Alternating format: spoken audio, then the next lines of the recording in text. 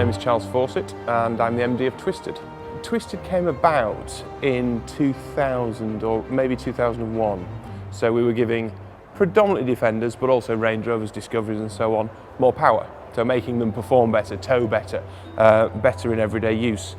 And off the back of the power came, can we make it more comfortable? Can we make it handle better? Can we make it stop better? And that really is, how Twisted evolved. So we moved into here. This is sort of Twisted HQ, if you like. We moved into here June of 14. We've been on the same industrial estate since 2008 in Thirsk, and we started out with a very small unit. We very quickly took on another and then another and another, and what we tried to do was amalgamate everything into one. So we have the main factory to the side here, where we carry out all works, and we've got, I think there's 20 people here at the moment, full-time, and a few that come and go as required. Defenders are large, they take up a lot of space. I think we've got about 44 on site at the moment, and we don't leave a single one out on a night. So we spend about 2.5 hours a day just literally cars in and out. It's like Defender Tetris in here on an evening. We fill the place, it's fantastic. Land Rover for many people is a passion. I think it's fair to say that our customers, they come to Twisted, they would otherwise buy a Defender. If Twisted didn't exist, they would buy the standard product. And there is nothing wrong with the standard product. I think what we do really is we just make that base product so much better for the everyday use. We're not, and this is really important, we're not trying to turn it into something that it isn't. It isn't a replacement for any other vehicle on the road. It's a Defender and it does the job that a Defender does. When we finish with it, it just does it in a much nicer manner. Fundamentally what we're doing is making that vehicle fit the customer's lifestyle, fit the use that they have for it. As a product, I've always loved it and admired it, but I've seen flaws in it. So the base product was great, it did a particular job, but I felt it could do something else. And when everybody else was modifying, altering, changing Defender 90 and 110 to be better off-road, I felt the vehicle ought to be better on the road. So really important to maintain the off-road ability. So in all of the development work that we've done, whether it be suspension, power, driveline, interior, it's still got to do that original job in a very effective way, but be better in the environment that it gets used most, which is on the road.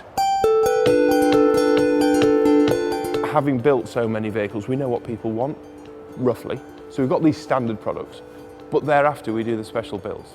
So a customer can come and pick and choose every single aspect of that build. The standard models will always have suspension changes, they will always have driveline changes, interior work, soundproofing, panel alignment, more power, better brakes, different audio, different seating, little changes to steering wheel position, particular tyre option that we love and it just works beautifully. We have a particular rim that we use with various offsets. And I suppose at each stage we've got about 3 options. So 3 options of suspension, 3 options in braking, 3 options in power, seating position and so on and so forth. So we do our absolute best to make the vehicle fit around the customer. So special builds can be anything from a customer who has already owns the Defender, and that is the vehicle that they want to alter. Or it might be a customer who just wants to create something that's absolutely unique. So different engine options. We do fit a Ford 3.2 diesel, opposed to the standard Land Rover Ford 2.2. We also fit a General Motors 6.2. So we've got 170 horsepower from the 2.2, about 240 from the 3.2, and towards 500 from the 6.2. So 3 engine options. And literally they can have whatever they want. So we actually have about 3 years worth of vehicles coming through within the next 10 months that we're going to stockpile and build for our customers over the next 3 years. At which point the new Defender will come out, which we'll no doubt look into and do something with. But the business, the people, the passion remains entirely with this current product. I believe we will see an awful lot of restoration coming through. And, you know, naturally Defender, anybody thinking Defender, if they want something beautifully finished, properly put together, very well thought through, they think Twisted. So the two go together really well. So I think naturally restoration will be a big part of our business. I'm really lucky to have found some great people who love what they do, but they're not necessarily from an automotive background, they're not necessarily from a Land Rover background. They just come along, love the product and want to make it better.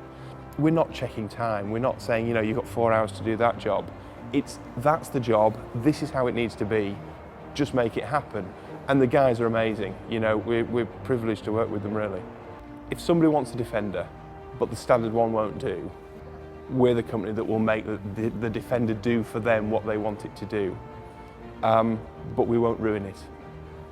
We'll maintain the integrity of the vehicle, we'll keep the iconic status.